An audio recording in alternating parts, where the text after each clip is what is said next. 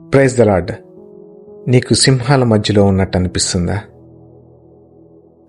సింహాల లాంటి పరిస్థితులు, సింహాల లాంటి మనుషులు ఎప్పుడెప్పుడు మింగేద్దామా అని చూస్తూ ఉన్న స్థితిలో ఉంటూ ఉన్నావా? ఇది మామూలే. ఇలాంటి పరిస్థితులు వస్తూ ఉంటాయి. ఇలాంటి మనుషులు వస్తూనే ఉంటారు. అటువంటి పరిస్థితుల్లో మనం ఏం చేయాలి? ఊరుకుండాలి, మౌనంగా ఉండాలి. ఇటువంటి మనుషులు మనల్ని మాక్ చేసినప్పుడు ఊరుకుండాలి. మనల్ని థ్రెటన్ చేసినప్పుడు ఊరుకుండాలి. మన మీద దాడి చేసినప్పుడు ఊరుకుండాలి. మనకి వెనక మాట్లాడినప్పుడు ఊరుకుండాలి. ఎందుకో తెలుసా?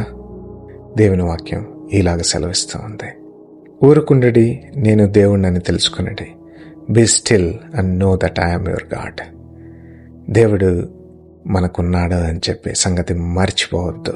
మర్చిపోయి తిరిగి మనం మాట్లాడద్దు, తిరిగి చర్య తీసుకోవద్దు. మౌనంగా ఉండండి, ఊరుకుండండి. దేవుడు చూసుకుంటాడు. కొన్ని సందర్భాల్లో అదే చాలా పెద్ద రిజల్ట్ని ఇస్తుంది. మనం తిరిగి మాట్లాడడము, తిరిగి ఏదో ఒకటి చేయడము, తిరిగి సమాధానం చెప్పడమో కాదు, కానీ ఊరకుండి దేవుని దగ్గర నీ యొక్క పరిస్థితిని తెలపడం వల్ల నీకు పరిష్కారం దొరుకుతుంది. మనకి అసాధ్యాల్ని సుసాధ్యం చేసే దేవుడు ఉన్నాడు. బైబిల్లో దానియేలుని ఈ సింహాల బోన్లో వేయాలని డెసిషన్ తీసుకున్నప్పుడు ఆయన ఎదురు మాట్లాడలేదు.